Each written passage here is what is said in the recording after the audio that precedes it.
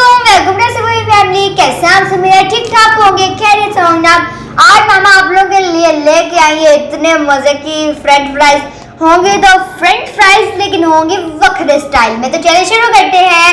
लेकिन हमारे चैनल को सब्सक्राइब कर दें, बेल नोटिफिकेशन को दबाना बिल्कुल नहीं भूलना, हमारे वीडियोस को लाइक किया करें। तो चलिए शुरू करते हैं। क्रिस्पी फ्राइज बनाने के लिए जनाब 2 बॉयल आलू लिए हैं मैंने बड़े साइज के, और एक बाउल के अंदर मैंने स्ट्रेनर रख दिया और उसके अंदर इसके छोटे छोटे पीस करके डालेंगे।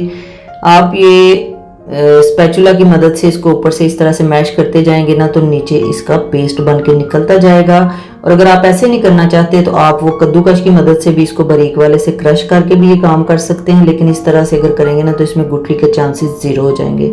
ये देखें जी, पीछे से इसको साफ कर लें और ये हमारे पास पेस्ट जो है वो बन के रेडी हो गया। थोड़ा सा इसको स्पैचुला की मदद से इस तरह से मिक्स कर लें और साइड पे रखें। यहाँ पे मैंने लिया है 50 ग्राम या 1 से 1.5 चम्मच आप कह लें मक्खन का, और उसमें 200 ml मैंने पानी डाला है, यानी 1 कप के करीब। और इसको हमने अच्छा सा जोश दे लेना है और फिर इसमें डालना है मैदा 150 ग्राम, जो कि 3 से 4 चम्मच के करीब होगा। और इसको हमने अच्छे से इसमें पका लेना है। 3 से 4 मिनट में इसको अच्छे से पका के भून लेंगे। तो जब ये इस तरह से बड़ा अच्छा सा इसका एक मिक्सचर बन जाएगा तो इसको हम मैश किए हुए आलूओं में शामिल कर देंगे।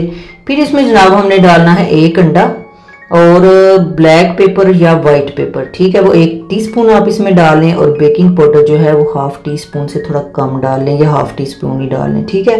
बेकिंग पाउडर डालें, सोडा अगर डालेंगे ना तो वो इससे भी कम डालेंगे। इसको अब अच्छे तरीके से हमने मैश कर लेना है, मिक्स कर लेना है। बल्कि ये देखें, इसको बहुत अच्छी तरह से ये इसका एक पेस्ट बन जाना चाहिए और थोड़ा पतला बनना चाहिए, बहुत ज़्यादा हार्ड नहीं होना चाहिए। और ये एक पाइपिंग बैग है, इसके आगे ये देखें नोज़ल लगी हुई है।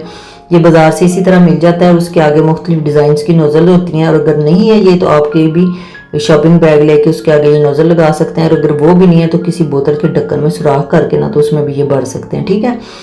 तो ये देखें, इसमें मैंने ये भर लिया है। अब क्या करना है, हमने ऑयल रखा हुआ है, ऑयल हमारा गर्म हो गया। अब ऊपर से इसको प्रेस करते जाएंगे तो ये जो नोज़ल का डिज़ाइन है ना वो इन फ्राइज़ के ऊपर बनता जाएगा। नीचे से आप इसको काटते जाएं। ऑयल हमारा काफ़ी गर्म हो चुका था तो ये फ़ौरन से ब्राउन हो गई हैं।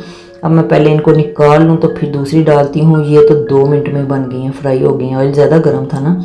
अब ज़रा मीडियम फ्लेम पे हम इनको दोबारा करते हैं। इस तरह से ये सारी इसमें डाल लेंगे जितनी मैक्सिमम डालते हैं। ये देखें जी, इसको हमने 2 से 3 मिनट पकाना है मीडियम फ्लेम पे। तो ये देखें, हमारी ज़बरदस्त सी potato crispy crunchy French fries जो है ना वो रेडी हो गई हैं। इनका आप कलर देखें, इनकी शक्ल देखें, और ये कुरकुरे नहीं होते, कुरकुरे उनके जैसा कोई टेस्ट है। इसके ऊपर आप एक्स्ट्रा चाट मसाला भी छिड़क सकते हैं।